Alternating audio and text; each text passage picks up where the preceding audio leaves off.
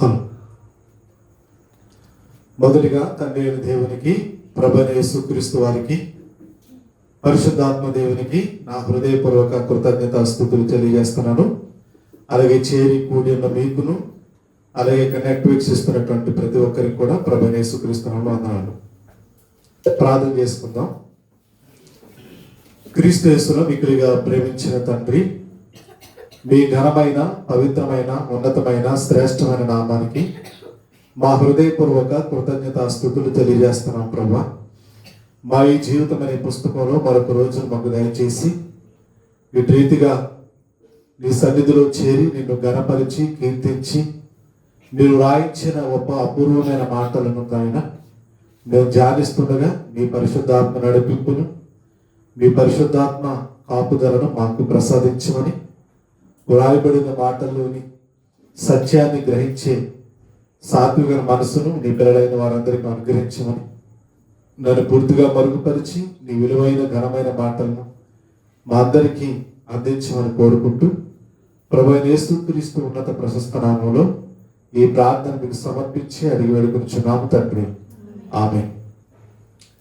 ఈరోజు ఒక చక్కని పాఠాన్ని మనం తెలుసుకుందాం. దేవుని మాటలను ప్రక్కన పెడితే అనేటువంటి పాఠం. దేవుని మాటలను ప్రక్కన పెడితే. సహజంగా చాలా మందిలో ఉన్న భావం ఇది. ప్రారంభ దశలో దేవుని తెలుసుకోక ముందు వారికి ఉన్న ఆసక్తి లేదు. తెలుసుకున్న తర్వాత ఆసక్తి రోజు రోజుకి సన్నగిలుతూ ఉంటుంది. దేవుని మాటలు చక్కగా వినేటువంటి పిల్లలు, దేవుని మాటలు చక్కగా రాసుకునేటువంటి పిల్లలు, ఇక రాను రాను రాను రాను వాళ్ళలో భక్తి నశించిపోయి చెట్టు చివరకు వాళ్ళు ఎలాంటి పరిస్థితి వెళ్ళిపోతారంటే, దేవుని మాటలు వింటున్నా అవి మనకే అని తెలుస్తున్నా మనలో ఆ భావం నుంచి బయటకు వెళ్ళిపోయి ఇవి నాకు కాదు అనేటువంటి పరిస్థితులకు మనం వెళ్ళిపోతుంటాం. అందుకే వేదంలో రాయబడిన కొన్ని అపూర్వమైన మాటలు ఈరోజు మనం ఆలోచన చేద్దాం. తీతుకు రాసిన పత్రిక అపోస్తులైన పౌలు గారు తీతుకు ఒక లేఖ రాస్తూ ఆ లేఖలో ఒక చక్కని విలువైనటువంటి సంగతిని చెప్తున్నాడు. చూడండి. తీతుకు రాసిన పత్రిక మొదటి అధ్యాయం 16. దేవుని ఎరుగుదమని వారు చెప్పుకుందురు గాని అసహ్యులను అవిధేయులను ప్రతి సత్కార్యం విషయము భ్రష్టులనై ఉండి తమ క్రియల వలన ఆయనను ఎరుగమన్నట్టున్నారు అన్నాడు. ఏంటంటే మళ్ళీ చదవండి. వాళ్ళ దేవుడు తెలుసు అంటారట. దేవుడు తెలుసు అమ్మంటే దేవుడు నమ్ముకున్నామంటే మాకు దేవుడు తెలుసు. మాకు దేవుడు ఎందుకు తెలియదు? మేము పుట్టి క్రైస్తవులని ఒకళ్ళు అంటారు, మరికొందరు మేము సీనియర్ సిటిజన్ కదండి, 30 ఏళ్ళు 40 ఏళ్ళ సీనియారిటీ మాకు ఉంది, చర్చి ప్రారంభం నుంచి మేము ఉన్నాం అనేటువంటి అహంకారులు కూడా ఉన్నారు సంఘంలో. అంటే మేము ప్రారంభం నుంచి ఉన్నాం కనుక మాకు సీనియారిటీ ఎక్కువ ఉంది కనుక దేవుడు తెలియాలంటే దేవుడు మాకే తెలుసు అనేటువంటి భావజాలం కూడా ఉంది అంటున్నాడు ఇక్కడ. అది ఎంత ప్రమాదమో తన గ్రంథంలో చెప్తున్నాడు. వారు దేవుని ఎరుగుదమని చెప్పుకుంటారట, కానీ అసహ్యులు అన్నాడు. దేవునికి అసహ్యంగా బ్రతుకుతారట. వాళ్ళు బ్రతుకు ఎలా ఉంటుందంటే దేవునికి అసహ్యంగా ఉంటుంది. బాగా ఆలోచించండి ప్రియులారా, దేవునికి అసహ్యంగా వాళ్ళు బ్రతుకుతారు అన్నది ఇక్కడ దేవుడు ఇచ్చిన స్టేట్మెంట్ అండి. పరిశుద్ధాత్మ ప్రేరణలో భక్తుడైన పౌలు గారు తీతు అనే ఒక యవనస్తుడికి రాస్తున్న లేఖండి ఇది. ఓ యవనస్తుడా, ఇప్పుడు యవన ప్రాయంలో నువ్వు ఉన్నావు. నువ్వు నడిపింపబడి పరిశుద్ధాత్మ నడిపింపులో నువ్వు కొంతకాలం వెళ్ళిన తర్వాత నీకు ఒకవేళ భ్రష్ట మనసు వచ్చేస్తుందేమో. చాలా జాగ్రత్త. చాలా మంది నీకు తెలియదు, వాళ్ళ దేవుడు మాకు తెలుసు అంటారు. కానీ దేవుని దృష్టిలో వాళ్ళు ఎలాంటి వారంటే అసహ్యమైన బ్రతుకు బ్రతుకుతున్న వాళ్ళు, అసహ్యులను, అవిధేయత. అంటే దేవుడు అంటే విధేయత ఉండదు వాళ్ళకి, దేవుడు అంటే వినయం ఉండదు, దేవుడు అంటే భక్తి ఉండదు. పాపంతో నిండిన హృదయాలు, పాపంతో నిండిన పరిస్థితులు వాళ్ళ మధ్య చోటు చేసుకోవడం వల్ల దేవుని మాటలంటే ఎక్కడ అంటే చాలా మంది చూడండి. ఈరోజు కండి పెద్ద పెద్ద స్పీకర్స్ చెప్తుంటే మనమేమో ఎంతో హాయిగా ఆనందంగా వింటామా? యూత్ చూడండి, వాళ్ళు గేమ్లు ఆడుకుంటారండి, బయట దూరంగా కూర్చొని వాళ్ళు గేమ్లు ఆడుకుంటూ వాళ్ళు ఆనందం పొందుతుంటారు. మన వాళ్ళు ఏమనుకుంటారంటే సహజంగా, ఏమంటే మా వాడు బైబిల్ తెచ్చుకోలేదండి, అందుకే వాడు బైబిల్ అందులో చూస్తున్నాడండి అని అనుకుంటారు చాలామంది కదండి. మనం కూడా అమాయకులు, తల్లిదండ్రులను మనం కూడా అమాయకులు అండి. అందుకే వాళ్ళు ఏదో రకంగా దేవుడు వాక్యం వింటున్నారు కదా అనుకుంటే, నా కళ్ళతో నేను చూశానండి, నా కళ్ళతో వాళ్ళు గేమ్లు ఆడుకోవడం చూశాను. పక్క పక్కనే ఉంటూ ఇద్దరు వ్యక్తులు, ముగ్గురు వ్యక్తులుగా కూర్చొని ఒకే గేమ్ వాళ్ళు లెఫ్ట్ అండ్ రైట్ మాట్లాడుకుంటూ గేమ్ ఆడుకుంటున్న విధానం. అదేంటి, వచ్చిన స్పీకర్ ఎంత పెద్ద స్పీకరో తెలుసా? అలాంటి స్పీకర్ కోసం ఈ సంఘాలన్నీ కూడా సంవత్సరాలుగా ఎదురు చూస్తారండి. నిజంగా మనం సంవత్సరానికి ఒకసారి మనం పెట్టుకున్నామా? ఆ స్పీకర్ డేట్ ఎప్పుడు తీసుకుంటామో తెలుసా? మనం 1 year బ్యాక్ తీసుకుంటామండి. ఆయన వచ్చాడు అంటే, అంత పెద్ద స్పీకర్ మనం పిలుచుకున్నామంటే వారి ద్వారా ఇదిగో ఈ సభ్య సమాజాన్ని మార్చాలి, వారి ద్వారా వారి నోటి వెంట, ఎందుకంటే మనం చెప్తే వీళ్ళు ఇవ్వడం లేదు కనుక కనీసం అలాంటి ఒక మంచి స్పీకరు, వాక్యంలో అనుభవం కలిగిన స్పీకర్ వచ్చి చెప్తుంటే వాళ్ళు వింటారేమో, మారతారేమో అని మనం ఆశపడుతుంటే వాళ్ళేమో సెల్ ఫోన్ చూసుకుంటూ వాళ్ళు అమితానందం చెప్తున్నారు. ఆలోచించండి, అవిధేయత. వాళ్ళు విధేయులు కాదు, అవిధేయులను ప్రతి సత్కార్యం విషయము భ్రష్టులు. ఇంగ్లీష్లో ఏమంటో తెలుసా? యూజ్లెస్ ఫెలో, ఎందుకు పనికిరాను భ్రష్టులు, యూజ్లెస్ ఫెలో. అండ్ ఈ సమాజంలో వాడు గొప్పగా ఉండొచ్చండి,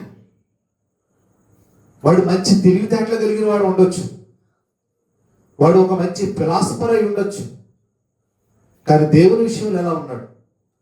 స్పిరిచువల్గా ఎలా ఉన్నాడు? వాడు మెంటల్గా బాగుండొచ్చు, శారీరక దారుఢ్యం కలిగిన వాడుగా, మంచి ఫిజిక్స్, మంచి శరీర దారుఢ్యం కలిగిన వాడుగా ఉండొచ్చు కదండి.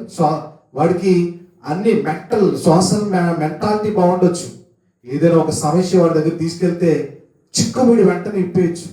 అంత తెలివితేటలు, అంత జ్ఞానం కలిగిన వాడైనా వాడు దేవుని దృష్టిలో ఎలాంటి వాడు అని మనం చూడం.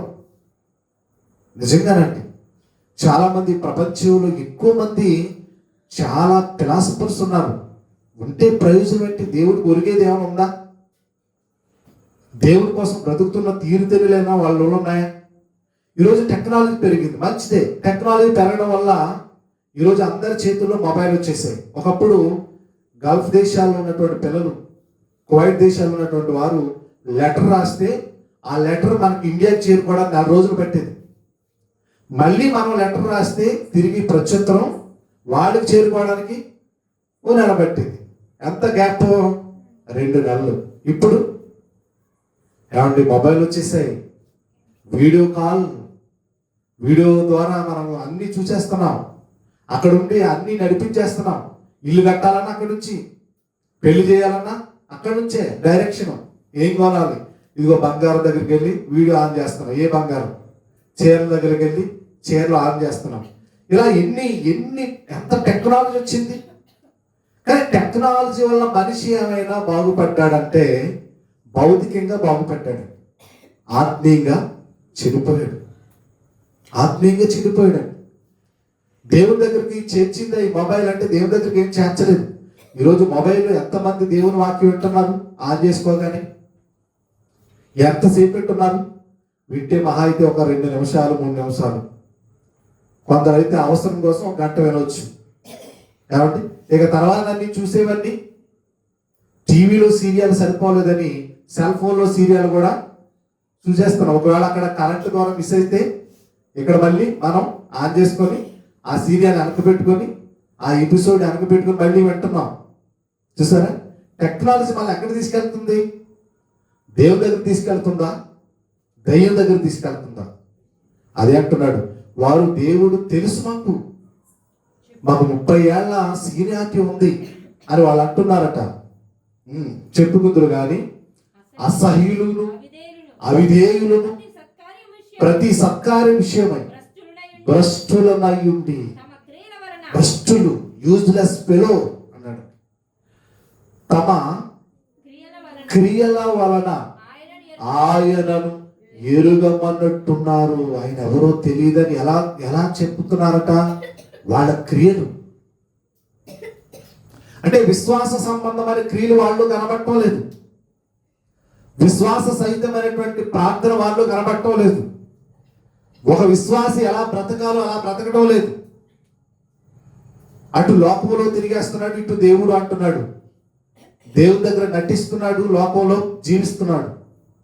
అలాంటి వ్యక్తులు ఈరోజు ప్రపంచంలో ఉన్నారు కనుకే ఈ పదవి రాయించాడు.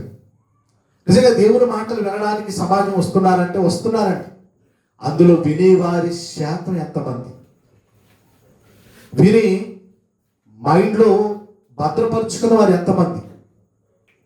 మార్కులు వేసేవారు ఎంతమంది? ఆలోచించండి.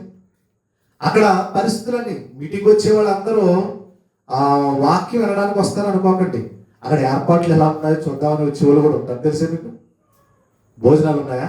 అయితే ఏం ఐటమ్స్ ఏమేసారు వేళ? ఈరోజు ఏంటి, మొదటి రోజు ఏంటి, రెండో రోజు ఏంటి, మూడో రోజు ఏంటి? భోజనాలు పిచ్చి కొంతమంది. కాబట్టి యేసుప్రభు ముఖం మీద తిట్టాడా లేదా? ఆ రోజు యేసుప్రభుని వెంబడిస్తున్న వాళ్ళని చూసి ఏమన్నాడు?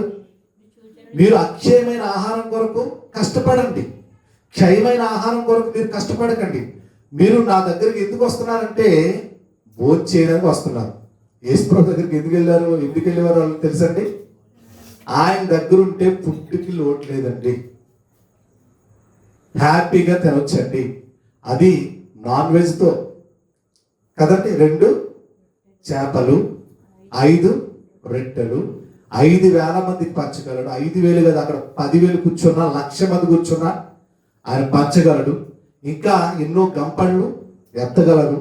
కానీ యేసు ప్రభుతో ఉంటే అదని మరి అంతవరకు మనం చదువుకున్న లేఖన భాగాల్లో అమ్మో యేసుప్రభు అంటే ఎంత ఆసక్తో, ఆయన బోధలంటే ఎంత ఆసక్తో, తండోపతండాలుగా వెళ్ళిపోతున్నారే, దేవుడు జ్ఞానం అంటే అంత చక్కగా వినేస్తున్నారే అని మనం అనుకున్నాం. కానీ 6వ అధ్యాయంలో ఒక పెద్ద బాంబు పేర్చాడండి. యోహాను సువార్త 6వ అధ్యాయంలో ఏమన్నాడు?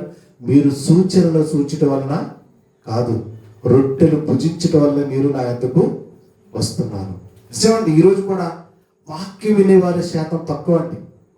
ఒక మరియవని మార్తా మరియల సంగతి మనకు తెలియదు కాదు.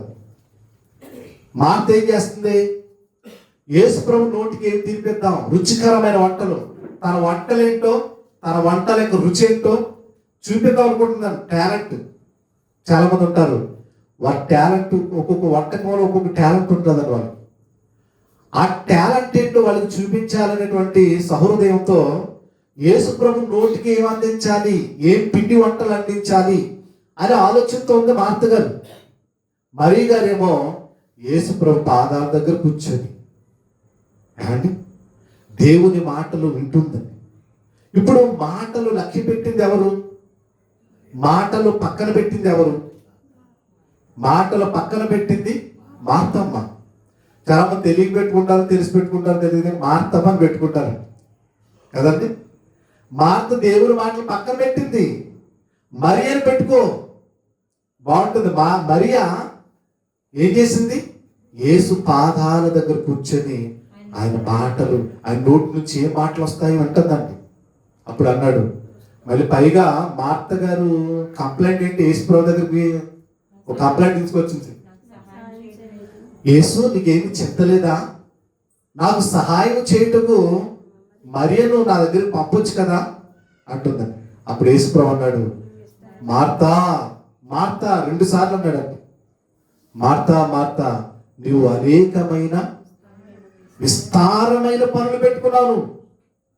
ఈ రోజుకి ఇవాళకి ఆ సన్నివేశం నాకు ప్రతి మీటింగ్లో కనబడుతుంది. తెలుసా మీకు? మీటింగ్ వెళ్తామా, మాకు భోజనాలు 2 గంటల్లోనే వాళ్ళు టైం అంతా అక్కడే గడిపెడుతుంటారు. మీటింగ్ పెట్టిన తర్వాత రండమ్మా రండమ్మా రండమ్మా రండమ్మా అంటే ఇప్పుడు వస్తారు. చూసారా? అంటే మనుషుల యొక్క మనస్తత్వాలు అప్పటి నుంచి ఇప్పటి వరకు ఏమీ మారలేదండి. అందుకే యేసుక్రీస్తు వారు చెప్తున్నారు, నాకు దేవుడు తెలుసు అంటారు వాళ్ళు, కానీ వాళ్ళు దేవుని దృష్టిలో ఎలాంటి వాడు? అసహ్యులు, అవిధేయులు, భ్రష్టులు అనే పదాలను ఉపయోగిస్తున్నాడు. ఇదే విషయాన్ని మరొక అపోస్తలుడైనటువంటి యోహాను గారు తన మొదటి పత్రికలో ఏం చెప్తున్నాడో చూద్దాం. ఇదే విషయం యోహాను మొదటి పత్రిక 2వ అధ్యాయం 3వ వచనం. మరియు మనం ఆయన ఆజ్ఞలను గైకొనిన ఎడల దీని వలననే ఆయనను ఎరిగి ఉన్నామని తెలుసుకుందాం. ఆయన ఎలా తెలుసు మనకి? దేవుడు మనకి ఎలా తెలుసని మనం డిక్లేర్ చేసుకోగలమండి? ఆయన ఆజ్ఞలను అనుసరించడం ద్వారా, దేవుడు ఆజ్ఞలను శిరస వహించడం ద్వారా, దేవుని ఆజ్ఞలను మనం గైకొనుట ద్వారా, అది దాని వలన దేవుడు మనకు తెలుసు అని దేవుడు డిక్లేర్ చేసుకుంటాడంట. మనం ఏమనుకుంటున్నాం? క్రైస్తవుడని ఒక ట్యాగ్ వేసేసుకుంటాం మెళ్ళలో, క్రైస్తవురాలునని ఒక ట్యాగ్ వేసేసుకుంటున్నాం, విశ్వాసులని ఒక ట్యాగ్ వేసేసుకుంటున్నాం, సమాజానికి కనపడుతున్నాం. కానీ దేవుని దృష్టికి మనం ఎలా ఉన్నాం అనేది మనం అసలు ఆలోచించడం లేదు. దేవా, నా బ్రతుకు నీ దృష్టికి ఎలా ఉంది? నా జీవితం నీ దృష్టికి ఎలా ఉంది అనేది మనం ఆలోచించుకోవాలని చెప్తున్నాడు. దేవుని మాటలు వింటున్నామా జాగ్రత్తగా, లేదా పక్కన పెడుతున్నామా అన్నది కూడా మనం ఆలోచించుకోవాలి. చరిత్రలో జరిగిన ఒక అద్భుతమైన సంఘటన. రాజుగా పట్టాభిషేకం చేయబడినటువంటి ఒక రాజు ఉన్నాడు. ఇశ్రాయేలు అంతటికి మొట్టమొదటి రాజు ఆయన సౌలు గారు. ఆయన జీవిత చరిత్రను పరిశుద్ధ గ్రంథంలో దేవుడు రాశాడు. ఒకసారి చూద్దామండి.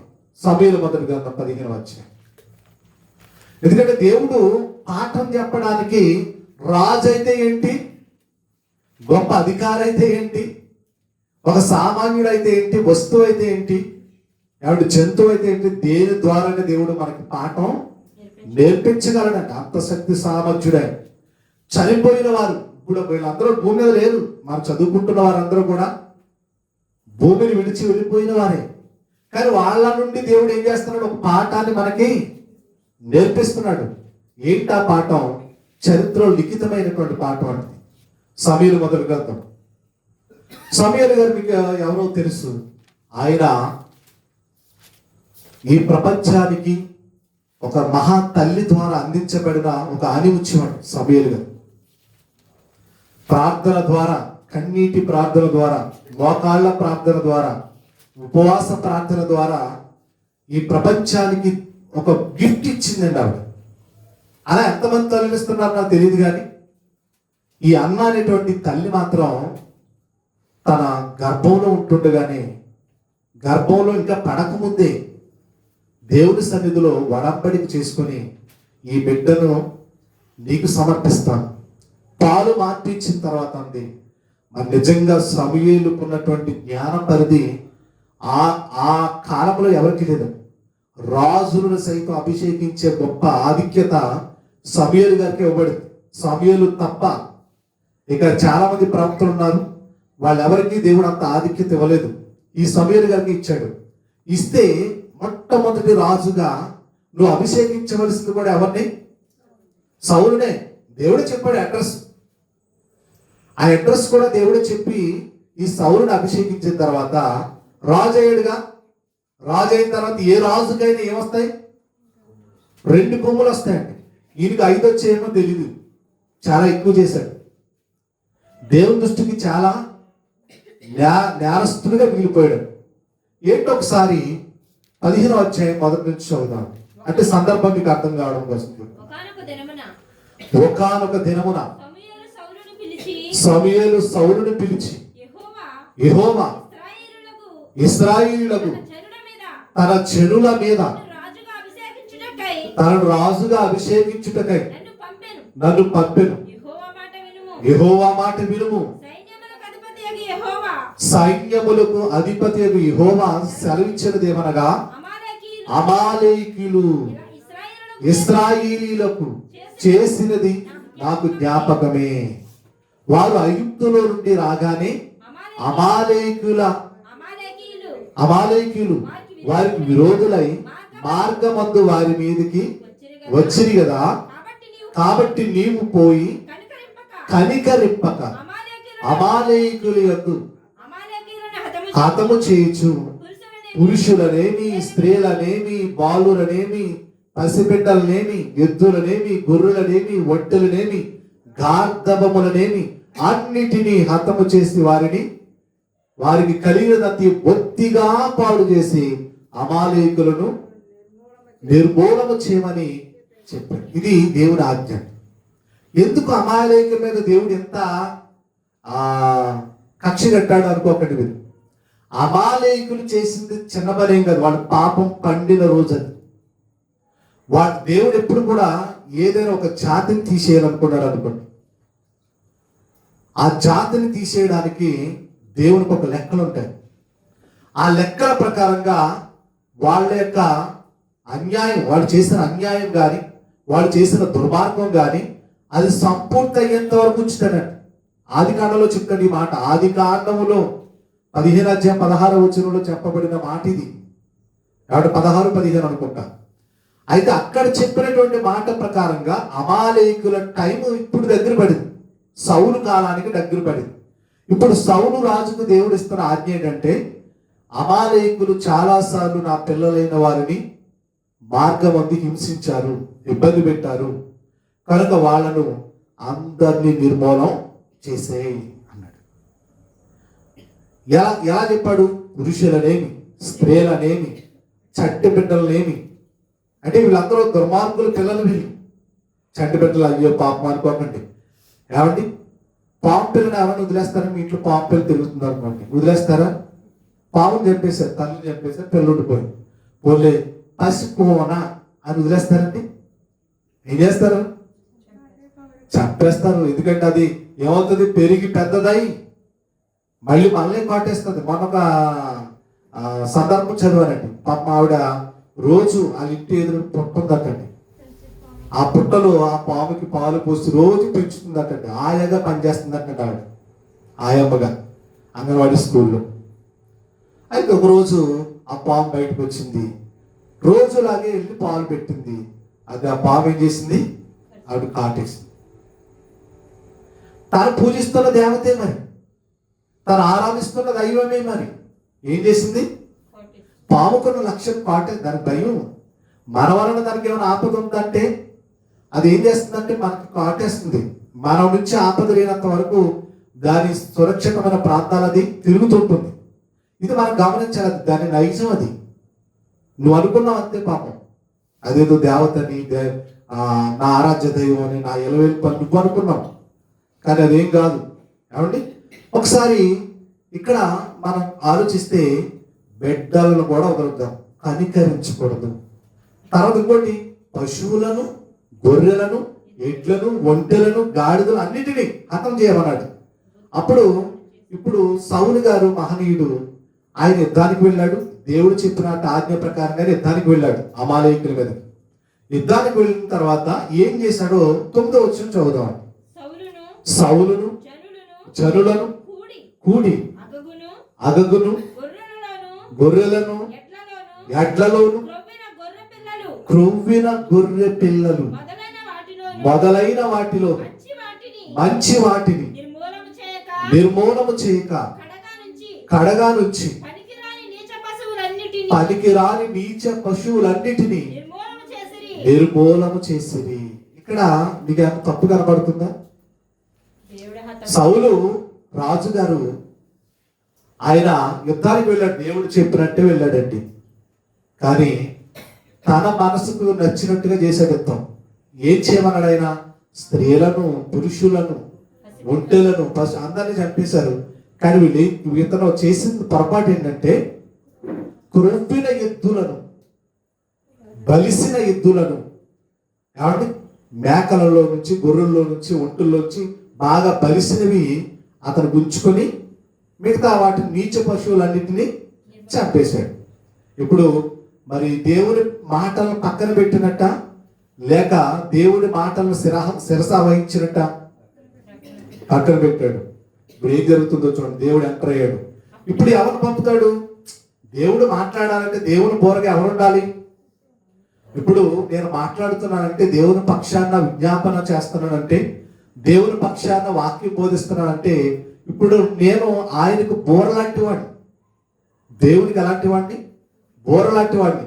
దేవుడు ఆజ్ఞాపించిన మాటలు దైవగ్రంథంలో ఉన్నాయి కనుక వాటిని ఉన్నది ఉన్నట్టుగా బోధించమని దేవుడు నన్ను ఇక్కడ ఏర్పాటు చేసుకున్నాడు. కనుక ఆ ఏర్పాటు ప్రకారంగా నేను వెళ్ళి మీకు బోధించాలి, వాక్యం చెప్పాలి. అలాగే అక్కడ సౌలుకు మీడియేటర్గా, దేవునికి సౌలుకి మధ్యవర్తిగా సమూయేలు అనే ప్రవక్తను ఇచ్చాడు దేవుడు. ఇప్పుడు సమూయేలు ప్రవక్తగా ఆజ్ఞాపించాడు, నువ్వు వెళ్ళి ఒక మాట చెప్పు అనగానే ఏం చెప్తున్నాడో చూడండి. 10వ వచనం. అప్పుడు యెహోవాకు సమూయేలుకు ప్రత్యక్షమై దేవుని కోపం వచ్చేసింది. వెంటనండి దేవుని మాటలు ఎప్పుడైతే సౌలు రాజు పక్కన పెట్టాడో అంతకుముందు ఒక నేరం చేశాడు. అంతకుముందు కూడా ఒక నేరం చేశాడు.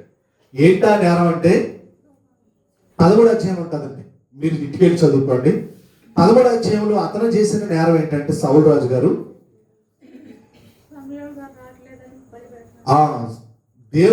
సమూయేలు అనేటువంటి ప్రవక్త ద్వారా అర్పింపబడు అర్పణలు, బలి అర్పణలు ఏవైతే ఉన్నావో అవి ఈయన లేట్ అయిందండి. 10 నిమిషాలు దారి మార్గ మధ్యలో ఏదో లేట్ అయింది. ఈరోజు కూడా పాస్ట్ గారు లేట్ అయ్యారా, వీళ్ళు మొదలెట్టేస్తారు. అండ్ ఈరోజు కూడా ఉందండి ఆ సంగతి. దైవజనుడు ఒకవేళ ఎక్కడైనా లేట్ అయ్యాడు అనుకోండి, ఆటోమేటిక్గా ఆయన రావట్లేదు, నాకు ప్రార్థన వచ్చి నేను చేసేస్తాను అని వీళ్ళు ప్రార్థన చేసి వీళ్ళు అధికారం తీసేసుకుంటారు. అలాగే జరిగింది. ఎప్పుడైతే ఆయన రాక ఆలస్యమైందో, సమూయేలుగా రాక, వెంటనే ఈ సౌలు రాజు ఆయన రావడం లేట్ అయింది కనుక ఈయనే సాహసించి ఆ బలి అర్పణలు అర్పించేస్తాడు. అది దేవుని దృష్టికి నేరం. రాజుగా నువ్వు చేయవలసింది ఒకటి ఉంది, అది చేయి. ఒక ప్రవక్తగా చేయవలసింది నువ్వు చేసావంటే దేవుడి పనిలో నువ్వు చెయ్యకూడదు. అది మళ్ళీ ఒక నేరారోపణగా ఈ సౌలు రాజు మీద ఒక నేరారోపణ ఉంది ఆల్రెడీ. ఇప్పుడు చూడండి. అప్పుడు యెహోవాకు సమూయేలుకు ప్రత్యక్షమై ఇలాగు సెలవిచ్చెను, సౌలు నన్ను అనుసరింపక. అంటే దేవుని మాటలు వినకపోతే కూడా మన దేవుని అనుసరించనట్టేనా? ఎస్. అంటే మన దేవుని మందిరానికి వస్తున్నా, దేవుని మాటలను పెడచెవులు పెట్టినా, దేవుని మాటలను పక్కన పెట్టినా మనం దేవుని అనుసరిస్తున్నట్టు కాదు. మన కానుకలు అర్పిస్తే అర్పించవచ్చు గాక, మందిరానికి వస్తే రావచ్చు గాక, ప్రార్థన చేస్తే చేయొచ్చు గాక, పాటలు పాడితే పాడొచ్చు గాక. దేవుని మాటలు పక్కన పెడితే మాత్రం ఇక నువ్వు దేవునితో కట్ అయిపోయినట్టే, దేవుని శాపానికి నువ్వు గురైనట్టే, దేవుడిని చెయ్యి విడిచిపెట్టినట్టే.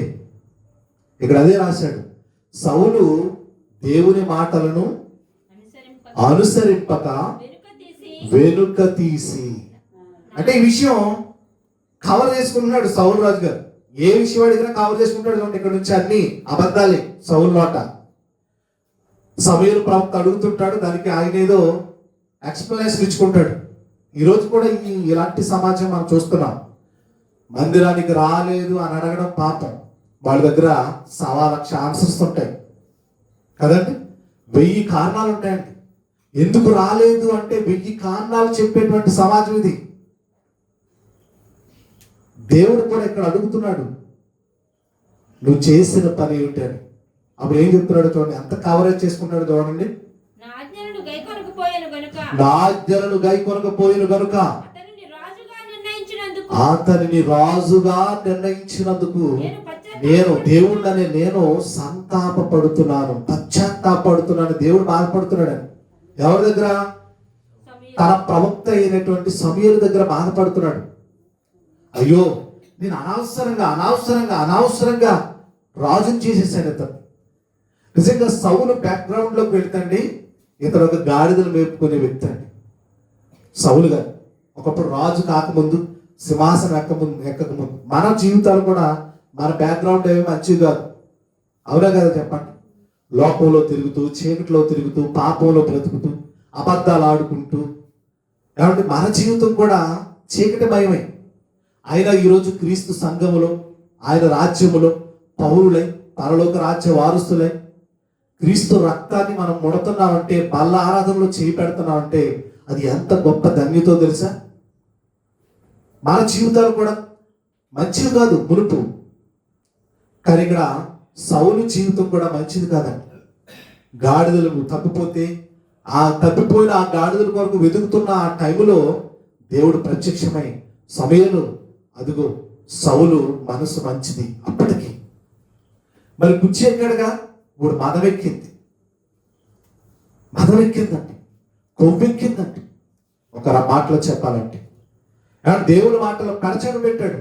ఇక నేను రాజుదే శాసనం అనుకున్నాడు, దేవుని శాసనాలు పక్కన పెట్టాడు, తానే గొప్ప శాసనం విధించాలనుకున్నాడు. అందుకే సౌలు జీవితం దేవుడు అనుకుంటున్నాడు, ఇలాంటి వ్యక్తులను నేను రాజుగా చేసిందని పశ్చాత్తాపడుతున్నాడు. అప్పుడు ఆయన పశ్చాత్తాపడుతుంటే సమూయేలు గారేమో ఆ రాత్రంతా కన్నీళ్లు కారుస్తూ ఉపవాసం ఏడుస్తున్నాడు. అక్కడి ప్రభువా, నువ్వు బాధపడుకుని ఆయన, నువ్వు బాధపడకు తండ్రి అని ఏడుస్తున్నాడు. అని చూడండి. అందుకు సమూయేలు కోపావేశుడై రాత్రి అంతా, నిజంగా దైవజనులు మీరు ఏమనుకుంటున్నారు సరే, కానీ మీ పక్షాన విజ్ఞాపన చేసేవాళ్ళు. తన పిల్లలైన తన సంఘం పట్ల ఎవరికి ఏం జరిగినా ఎక్కువ అల్లాడిపోయేది వాళ్ళేనండి. వాళ్ళ కొరకు ప్రార్థనలు చేసేది, విజ్ఞాపనలు చేసేది, వాళ్ళ కొరకు ఎక్కువగా వాళ్ళు బాగుండాలని, వారు బాగుపడాలని, వారికి స్వస్థత రావాలని ఎక్కువగా ప్రతినిత్యం వాళ్ళ కోసం ఆలోచించే వ్యక్తులు ఎవరు అంటే దేవుని సేవకులు. ఆ రోజు నుంచి ఈరోజు మంచి సేవకుల కోసం చెప్తున్నాను సుమా. ఎవరు సేవ పేరుతో దండుకునే వాళ్ళ గురించి చెప్పడం లేదు నేను. అంటే సేవ అంటే సమర్పించుకొని, సేవ అంటే నిస్వార్థంగా చేసే, సత్యాన్ని ఉన్నట్టుగా చెప్పే సేవకుల గురించి మాట్లాడుతున్నాను. ఆ రోజు సమూయేలు దగ్గర నుంచి ఈ రోజు సత్య సేవకులైన ప్రతి ఒక్కరునండి వాళ్ళు అలాగే బాధపడతారండి. వాళ్ళ పక్షాన కోపావేశుడు ఎందుకు ఇలా చేశాడు సౌలు, అయ్యో దేవుడి కోపానికి గురయ్యాడు అని ఆ విషయంలో ఆయన ఏం చేస్తాడంట? కోపావేశుడై రాత్రంతయు యెహోవాకు మొరపెట్టుచుండెను. ఉదయమున సమూయేలు లేచి సౌలును ఎదుర్కొనుటకు పోగా సౌలు కర్మేలునకు వచ్చి జయ సూచకమైన శిలను నిలిపి తిరిగి గిల్గాలుకు పోయిన సమాచారం వినెను. 22 ఉంచదు. తరువాత అతడు సౌలునొద్దకు రాగా సౌలు ఎవరిని ఆశీర్వదిస్తున్నారు చూడండి. ఆ రోజుల్లో అది కామనే, కానీ వాస్తవంగా రాజు గారు ఎవరికి గాడ్ బ్లెస్సింగ్ చెప్తున్నాడు? ప్రవక్త అయినటువంటి సమూయేలుకి. ఎందుకు గాడ్ బ్లెస్ చెప్తున్నాడు అంటే, ఇప్పుడు నన్ను పొగడడానికి వస్తున్నాడు అనుకున్నాడు పాపం. చాలా మంది అలాగే అనుకుంటారు. వాళ్ళు చేసింది నీతి పను లేకపోతే పనికిమాలిన పను తెలియక వాళ్ళకి వాళ్ళే ప్రశంసించుకుంటారు. ఇలా రాజు కూడా అదే అనుకున్నాడు. గాడ్ బ్లెస్ యు సమూయేలు అంటున్నాడు. ఏంటట విషయం? యెహోవా ఆజ్ఞను నేను నెరవేర్చిననగా. కాబట్టి నేను యెహోవా ఆజ్ఞను ఏం చేశాను? నెరవేర్చిననగా సమూయేలు అలాగైతే నాకు వినబడుచున్న గొర్రెల అరుపులను, ఎడ్ల రంకెలను ఎక్కడివి అని అడిగాడండి. చూసారా? నాకు వినబడుతున్నాయి ఎడ్ల రంకెలు, ఇవన్నీ వినపడుతున్నాయి, అరుపులు వినపడుతున్నాయి, ఏంటవి అని అడిగాడు. ఇప్పుడు కవరింగ్ చూడండి సమూయేలు గారు, సౌలు గారు చూడండి. అందుకు సౌలు అమాలేకీయుల యొద్ద నుండి జనులు వీటిని తీసుకొని వచ్చి జనులు మీదకు తోసేస్తున్నాడండి. చూసారా, అర్థమైపోయింది సీన్. ఎప్పుడైతే సమూయేలు ఈ మాట అడిగాడో, ఎక్కడే బాబు ఈ అరుపులేంటి గోలేంటి అంటే అర్థమైపోయింది సౌలు రాజుకి. అప్పుడు ఎవరి మీద తోసేస్తున్నాడు? జనుల మీదకి. అసలు జనులు చేస్తారండి ఇతను ఆజ్ఞను శిరసావహిస్తారు తప్ప, ఇది రాజాజ్ఞ అయితేనే కానీ వాళ్ళు చేయరు కదా. రాజాజ్ఞ లేకుండా వాళ్ళు ఒక్క పని చేసిన వాళ్ళ తలకాయలు లేచి పడిపోతాయండి. రాజుగారు ఒక ఆజ్ఞ జారీ చేశారంటే ఆజ్ఞ ప్రకారం చేయాలి, చెయ్యకపోతే ఇతను తలలు తీసేస్తాడు. అలాంటిది ఇతను ఆజ్ఞ లేకుండానే జనులు వీటిని తెచ్చారా? ఆలోచించండి. అంటే చిన్న పాయింట్ కూడా సమూయేలు గారు ఆలోచించలేరు అనుకున్నారా ఈ సౌలు గారు? చూసారా, అప్పుడు జనుల మీద తోసేశాడు. నీ దేవుడని యెహోవాకు బలులను అర్పించుటకు. చూడండి, మళ్ళీ ఇక్కడ కూడా చూడండి, మన దేవుడని యెహోవా అంటలేదు, నీ దేవుడైన యెహోవాకు. ఇవి నా కోసం తెచ్చాను అనుకుంటున్నావా? ఈ బలిసిన ఇడ్లను, బలిసిన గొర్రెలను, మేకలను నా కోసం తెచ్చాను అనుకుంటున్నావా? ఇదిగో నీ దేవుడని యెహోవాకు బలి అర్పించడానికి తెచ్చాను. మన దేశంలో లేవా? మన దగ్గర లేవా? మన రాజ్యంలో లేవా? అయిపోయినాయా? క్రొవ్విన ఆ మేకలు అయిపోయినా, కొవ్విన దూడలు అయిపోయినాయా? పరాదేశం నుంచి, పక్క దేశం నుంచి ఎందుకు తీసుకురావాలి నువ్వు? ఈ ప్రశ్న పడుతుందా లేదా? ఈ ప్రశ్న రేజ్ అవుతుందా లేదా? ఆలోచించలేదండి. నీ దేవుడిని యెహోవాకు బలులు అర్పించుటకు జనులు గొర్రెలలోను ఎడ్లలోను మంచి వాటిని ఉండనిచ్చి మిగిలిన వాటిని అన్నిటినీ మేము నిర్మూలన చేసితిమి అనగా సమూయేలు అంటున్నాడు, నీవు అసలు మాట్లాడకు. అక్కడ అలా రాశాడు కానీ don't talk, shut up your mouth అంటాడు ఇంగ్లీష్లో. అంతే కదా, నువ్వు మాట్లాడ పని లేదు అంటే నువ్వు నోరు మూయి. ఎవరెవరిని? ఒక ప్రవక్త రాజుని అంటున్నాడండి, మాట్లాడకు. నువ్వు అసలు ఏం మాట్లాడుతున్నావు? ఎంత కవరింగ్ అది తెలియటం లేదా? ఈ జనులు చేశారా? నువ్వు ఆజ్ఞాపించిందా? వాళ్ళు అలా చేస్తారా? మిగిలిన వాటిని నాశనం చేశారు, వీటిని ఎందుకు తెచ్చారు? దేవుడు ఎంత ఫైర్ అవుతున్నాడు చూడండి. ఆ ఫైరింగ్ ఎవరిలో కనబడుతుంది? ఇక్కడ ప్రవక్తలో. ఆ రాత్రి దేవుడు బాధపడ్డాడు, సంతాపడ్డాడు. ఎందుకు నేను సౌలుని రాజుగా నియమించాను? ఆ రాత్రి అంతా, దేవా నువ్వు కన్నీళ్లు పెట్టుకోకు నాయన, నువ్వు బాధపడకు తండ్రి. ఆ సౌలుకి నేను నచ్చ చెప్తాను, ఆ సౌలు మళ్ళీ మారతాడు, వింటాడు. మేము అదే కదండి బాధపడేది. పోలీలో ఈ సంవత్సరం కాకపోతే ఈ సంవత్సరం బాప్తిజం తీసుకుంటారు, ప్రభుని నమ్ముతారు, విశ్వసిస్తారు, దేవుడు తెలుసుకుంటారు, మారతారులే మారతారులే మారతారులే మారతారులే అని. ఏమండి, వాళ్ళు ఎన్ని మాట్లాడినా సిగ్గు లేకుండా వెళ్ళి వాళ్ళ దగ్గరికి వాక్యం చెప్పి ప్రకటించి వాళ్ళని మళ్ళీ నడిపించడానికి ఎందుకు ట్రై చేస్తున్నాం అంటే, నయాను భయాను ఏదో రకంగా వాళ్ళను దేవుడి దగ్గర నడిపించాలన్న తపన మాలోకి ఎలా వచ్చింది? దేవుడు పెట్టింది, దేవుడు పెట్టింది. అప్పుడు చూడండి, నువ్వు మాటలాడ పని లేదు. చాలా సీరియస్ గా మాట అది. యెహోవా రాత్రి నాతో సెలవిచ్చిన మాట నీకు తెలియజేస్తాను, వినుమని సౌలుతో అనగా సౌలు చెప్పుమనెను. అందుకు సమూయేలు, నీ దృష్టికి నీవు అల్పుడు. ఒకప్పుడు బిఫోర్ జ్ఞాపకం చేసుకున్నావు, ఒకప్పుడు ఎలా ఉన్నావు? అల్పుడుగా ఉన్నప్పుడు. ఇశ్రాయేలు గోత్రాల శిరస్సు అంటే రాజు అయ్యావు. ఒక్కసారి నీ బ్యాక్గ్రౌండ్ ఏంటో గుర్తు తెచ్చుకోమ్మాయి. ఒకసారి మన బ్యాక్గ్రౌండ్ ఏంటి ఆలోచించండి. మన బ్యాక్గ్రౌండ్ అంటే మేము ఉన్నప్పుడు క్రీస్తులో లేనప్పుడు కూడా మాకు బిల్డింగ్లు ఉన్నాయంటే, ఆస్తులు ఉన్నాయి, అవి కాదు. కాబట్టి ఒక విషయం చెప్పమంటారా? మనం చనిపోయేటప్పటికి మనకేమైనా అప్పులు ఉన్నాయనుకోండి, అవన్నీ కొట్టివేయబడతాయి. మనం చనిపోతే అన్నీ రుణమాఫీలు అయిపోతాయి. కాబట్టి పక్కింటో దగ్గర తెచ్చుకున్న 10 పైసలు కూడా ఏమైపోతుంది మనకి? అప్పుడప్పుడు అంటే ఆగిపోతుంది, తెచ్చుకోవడం 10,000 అప్పుకున్నాడు, అని బాధపడతాం. ఎవరిని అడుగుతాం? బతుకున్న వాళ్ళు అడగలేము. అలాగే చాలా మంది లాస్ అయ్యారు మనకి ఇక్కడ కూడా. కాబట్టి ఇంక చనిపోతే వాడు అన్నిటి నుంచి విముక్తి పొందుతాడు, ఇంక సంబంధం లేదు. ఎవరు కూడా అర్థంగా అడగరు కదా వెళ్ళి. ఎవరు భర్త చనిపోయిన బాధలు వాళ్ళు ఉంటే, ఎవరి ఇంటికి ఒక యజమానుడు పోయిన బాధలు ఉంటే ఎవరు డబ్బులు అడుగుతారండి? ఎవ్వరు కూడా అడగరు. కానీ ఒకటి రద్దు అవుదండి మనకి. అన్నిటి నుంచి విముక్తి వస్తుంది, కానీ అన్నీ రద్దు అయిపోతాయేమో. బ్యాంకు రుణాలున్నా రద్దు అయిపోతాయి, పక్కింటి వాళ్ళ దగ్గర తెచ్చుకున్న డబ్బులైన రుణాలు అవి కూడా రద్దు అయిపోతాయి. కానీ ఒకటి రద్దు అవుతుంది. ఏంటో తెలుసా? పాపం. అది రద్దు అవ్వాలంటే క్రీస్తు రక్తమే దానికి శరణ్యం. మనం అనుకుంటాం చచ్చిపోతే అన్నీ పోతాయి కదా, పీడ విరగొడైపోతుంది కదా అనుకుంటాం. నో, అస్సలు శిస్తరైంది పాపం.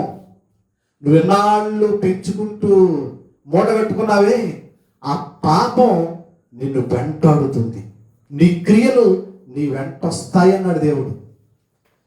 కాబట్టి మనం అనుకోవచ్చు, పౌలు గారు అన్నారు కదండి, మనం వచ్చినప్పుడు ఏమీ తీసుకురాలేదు, వెళ్ళిపోయినప్పుడు ఏమో దిగంపలకి వచ్చాం, దిగంపలకి వెళ్ళిపోతాం. కరెక్టే, కానీ పాపం కాదు నాయన. పాపాన్ని మాత్రం రద్దు చేసి ఏకైక నాథుడు ప్రపంచంలో క్రీస్తు తప్ప ఇంకెవరూ లేరండి. అది నువ్వు రద్దు చేసుకోవాలి. అందుకే అంటున్నాను, ఒకప్పుడు క్రీస్తులో నీ బ్రతుకు పాప బ్రతుకు, పాపపు జీవితం, నా బ్రతుకులు అందరి బ్రతుకులు అంతే.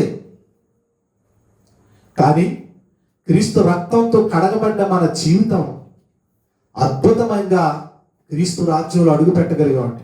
కాబట్టి దేవుని సన్నిధిలో కూర్చున్నామంటే అది ఎంత భాగ్యంతో కూడుకున్నదో తెలుసా అండి? ఆ విలువ తెలిసిన వాళ్ళకి అర్థమవుతుందండి. ఆ విలువ ఏంటో తెలిసిన వాళ్ళకి, అయ్యో బాబోయ్, ఈరోజు నేను దేవుని మందిరంలో కూర్చున్నానంటే దేవుని కృప. చాలా మంది గాలి కొట్టుకుపోతున్నారండి, పెట్టల్లో రాలిపోతున్నారండి, శవాల గుట్టలు అయిపోతున్నాయండి. వాటి లెక్కల్లో లేనే మనం సజీవులుగా ఉన్నామే, దేవుని మందిరంలో ఆరాధించుకునే అవకాశం వచ్చింది అని అది ఒక గొప్ప భాగ్యంగా ఫీల్ అయ్యే వాళ్ళకి అర్థమవుతుందండి దేవుని మాటలు. పక్కన పెడితే నీ స్వనాశనాన్ని నువ్వే కోరుకు తెచ్చుకుంటున్నావు. ఉగ్రత దినమందు ఆస్తి అక్కడికి రాదు అన్నాడు బైబిల్లో. మనకు ఆస్తుల్లో ఉండొచ్చు, అంతస్తులు ఉండొచ్చు, పదవులు ఉండొచ్చు, పరపతులు ఉండొచ్చు, ఎన్నున్నా దేవుని ముందు ఏంటి? అస్సలండి. ఇంకో విషయం చెప్పమంటారా? ఎంత అధికారైనా ప్రపంచం, సీఎం అయినా పిఎం అయినా, చెప్పులు బయట విడిచిపెట్టి లోపలికి వచ్చి మోకాళ్ళు వేసి మనలాంటి విశ్వాసుడిగా కూర్చోవలసింది. తెలుసా మీకు? అవన్నీ అధికారాలన్నీ బయట. మందిరంలోకి వచ్చిన వ్యక్తులు వాళ్ళ అధికారాన్ని చూపించుకోకూడదు మన మధ్య. దేవుడి దగ్గర కుదరదు అలాగా. కొంతమంది తెలియక అలా బిహేవ్ చేస్తారు, కానీ చెప్పులు బయట విడిచిపెట్టావు, అక్కడే నీ అహంకారాన్ని, అక్కడే నీ అధికారాన్ని, అక్కడే నీకున్న పలుకుబడి, ఆస్తు అంతస్తు విడిచిపెట్టి దేవుని మందిరంలో మోకాళ్ళు వేసి ప్రార్థన చేసి ఒక విశ్వాసిగా, సామాన్య విశ్వాసిగా కూర్చోవాలి. అది దేవుడు అంటే. దేవుని దగ్గర కొమ్ములు తిరుగు అలా అధికారం ఇచ్చింది ఆయనే కదా నీకు. ఆ అధికారం ఇచ్చింది ఎవరు? ఆ సౌలుకి అధికారం ఇచ్చింది ఎవరు? మొట్టమొదటి రాజు అండి. ఎలా ఉండాలండి? మిగతా రాజులందరికీ రాబోతున్న తరాలకు ఈ రాజు ఎలా ఉండాలండి? ఒక మాదిరికరంగా ఉండాలండి, మార్గదర్శిగా ఉండాలండి, గొప్పగా పాలించాలండి. అలాంటి ఇతనే ఒక దైవజనుడి విషయంలోనూ తప్పు చేశాడు, ప్రజల విషయంలోనూ తప్పు చేశాడు. ఇప్పుడు దేవుడు చెప్పిన ఆజ్ఞలు కూడా శిరస వహించక, దేవుని మాటలు లెక్క పెట్టక పక్కన పెట్టి తన జీవితాన్ని కవర్ చేసుకుంటున్నాడు. అప్పుడు దేవుడు ఏమన్నాడు? తీర్పులు ఎలా ఉన్నాయి చూడండి. మరియు యెహోవా నిన్ను సాగనంపి నీవు పోయి పాపాత్ములైన ఎవరు వాళ్ళు? పాపములు పట్టాలు పుచ్చుకున్న వాళ్ళు తీయమన్నాడండి. అంతేగాని చాలా మంది ఇది కూడా తప్పు పెట్టారు, మత ఛాందస్వాదులు. అర్థం కాక దేవుడు ఏదైనా చేయాలంటే ఇది ఈ అధ్యాయంలో చేయడానికి ఆది కాండములో చెప్పబడిన ప్రవచనం ఉందండి. అప్పటి నుంచి సుమారు 400 సంవత్సరాలు ఎదురు చూశాడండి దేవుడు.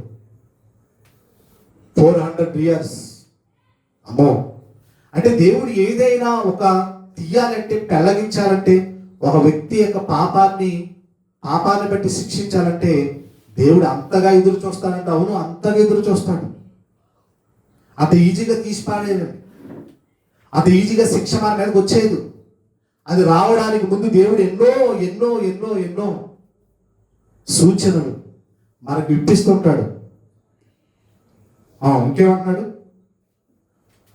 నీవు పోయి పాపాత్ములైన అమాలేకులను నిర్మూలన చేయము, వారు లయమగు వరకు వారితో యుద్ధము చేయమని సెలవిగా నువ్వెందు చేత యెహోవా మాట వినలేదు అన్నాడు. చూడండి, నువ్వు వినాలి కదా. దేవుడు ఏం చెప్పాడు? దేవుడు వాళ్ళందరినీ సమూలంగా ధ్వంసం చేసేయి, నాశనం చేసేయి. ఇంకోటి చేస్తాడండి, ఆ అమాలేకుల రాజును కూడా ఈయన దగ్గర తెచ్చుకుంటాడు. అగగు అనేటువంటి రాజును కూడా సజీవంగా తెచ్చుకుంటాడు. ముందు ఎవరిని చంపేయాలి? బలాన్ని నడిపించే సైన్యాన్ని నడిపించే సైన్యాధిపతులు లేపెత్తే సైన్యం కూడా ఏమైపోద్ది? బలహీన పడిపోద్ది. కానీ ఇతడు ఏం చేశాడు? ఇతడు ఏదో గొప్ప దయా హృదయం కలిగిన వాడిగా అనుకోవాలని ఆ రాజును మాత్రం క్షేమంగా ఇంటికి తెచ్చి పోషిస్తున్నాడండి. ఏమన్నా చెప్పండి, ఈ రాజుని ఎన్ని తప్పులు తప్పు మీద తప్పు చేసుకుంటూ వెళ్ళిపోతున్నాడండి. అందుకే అంటారు కదా, ఒక అబద్ధం ఆడిన తర్వాత అబద్ధాన్ని కవర్ చేసుకోవడానికి ఎన్ని అబద్ధాలు ఆడాలంట? ఒక అబద్ధాన్ని కప్పిపుచ్చుకోవడానికి ఎన్ని అబద్ధాలు ఆడాలి? 100. అంటే ఒక అబద్ధాన్ని కప్పిపుచ్చుకోవడానికి 100 అంటే చూడండి, ఇప్పుడు ఎన్ని వందల అబద్ధాలు, ఎన్ని వేలు, ఎన్ని లక్షలు, ఎన్ని కోట్ల అబద్ధాలు ఆడేసి ఉంటాం పుట్టి పెరిగి. ఆలోచించండి. ఇక్కడ సౌలు జీవితం మన ముందు ఎందుకు పరిచయం తెలుసా? మనలో మార్పు రావాలని. దేవుని మాట చరిత్రలో దేవుని మాటలు లెక్క పెట్టిన చక్రవర్తులు కూడా దేవుడు ఏం చేశాడు? శిక్షించాడు, తీసేశాడు. వాళ్ళు లెక్క చేయలేదు. మహా చక్రవర్తులు ఆయన పక్కన పెట్టాడంటూ ఆఫ్టర్ ఆల్ నువ్వు నేను అంత చెప్పండి.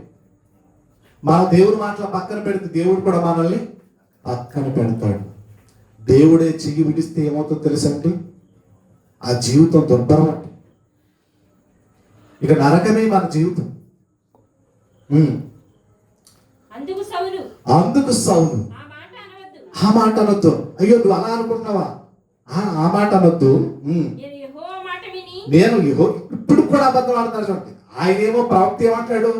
నువ్వు యెహోవా మాట వినలేదురా నాయన, నువ్వు ఆయన అనుసరించలేదు, ఆయన మాటలు పక్కన పెట్టావు అని ఒక పక్క ప్రవక్త గొంతు చించుకుంటుంటే, నెత్తు నూరు కొట్టుకుంటుంటే ఈయన అన్నాడు, అయ్యో నువ్వు అలా అనొద్దు, కవరింగ్. ఏమంటే మబ్బెడుతున్నాడు చూడండి, ప్రవక్తకే మబ్బెడుతున్నాడు. అలా అనవద్దు, నేను యెహోవా మాట విన్నాను, యెహోవా నన్ను పంపిన మార్గమున పోయి అమాలేకులకు రాజైన అగగును తీసుకుని వచ్చి తిని గాని అమాలేకులను నిర్మూలన చేసి తిని అన్నాడు. మళ్ళీ ఇక్కడేంటి? అసలు ఆయన తీసుకురమ్మన్నాడు. అయినా నువ్వు రాజును మాత్రం ఏమీ చేయకు, రాజుగారు క్షేమంగా తీసుకురా, అమాలేకులను లేపి అన్నాడా? అసలు అందరితో పాటు రాజుని కూడా ఏం చేయాలి? తీసేయాలి. వాళ్ళందరూ పాపాత్ములు. నీకు ఇచ్చాను ఒక బాధ్యత. ఆ బాధ్యత నువ్వు నెరవేర్తించకుండా నువ్వు చేస్తున్నది ఏంటి? కాబట్టి అప్పుడు ఏమన్నాడు చూడండి, 21 అయిపోయిందా? 22 వచ్చిన అందుకు సమయలు, ఈ మాట అందరూ అండర్లైన్ చేసుకోండి. తాను సెలవిచ్చిన ఆజ్ఞను ఒకడు గైకొనుట వలన యెహోవా సంతోషించినట్లు ఒకడు దహన బలులను అర్పించుట వలన ఆయన సంతోషించునా? ఆలోచించుము. బలులు అర్పించుట కంటే ఆజ్ఞను గైకొనుటయు, పొట్టేళ్ల కొవ్వు అర్పించుట కంటే మాట వినుటయు శ్రేష్టము కదా. ఏది శ్రేష్టం? కాబట్టి దేవుడికి నువ్వు ₹1,00,000 ఇచ్చి, ప్రభు నాకు పాపం చేయడానికి లైసెన్స్ ఇమ్మని ఇస్తాడా? కాబట్టి నా కోట్ల పాపాలను కడిగే అది ₹1,00,000 అని దగ్గర పెడితే కడిగేస్తాడా? నువ్వేం చేయాలి? నువ్వు మారు మనసు పొందాలి, పశ్చాత్తాపడాలి. ఆయన ఎదుట ఒప్పుకోవాలి. అప్పుడు కదా నీకు ఆయన తన రక్తాన్నిచ్చి కడిగేది, తన స్వరక్తాన్నిచ్చి నిన్ను కొనేది. అలా కాకుండా ఇంకో మార్గం ఏదో సెట్ అవుతుందంటే ఎలా కుదురుతుంది? ఇక్కడ మాట వినడం శ్రేష్టం అండి. నువ్వు బలులు అర్పించేస్తే ఎవరికి కావాలి? అంతే, అవునా? ఆ మాట యొక్క అర్థం అదేనా? మీరు ఆలోచించండి. మీరు అనుకోవచ్చు, ఏమండి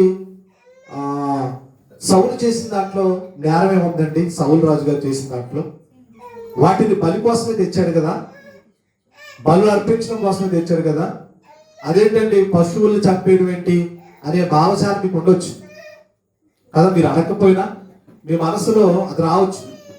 పశువులను కూడా దేవుడు ఎందుకు చంపేయమన్నాడు, దాని వెనక చాలా పెద్ద రీజన్ ఉన్నది. దేవుడు ఏదైనా చెప్పాడంటే దాని వెనక పెద్ద రీజన్ ఉంటుందండి, చాలా పెద్ద రీజన్ ఉంటుంది.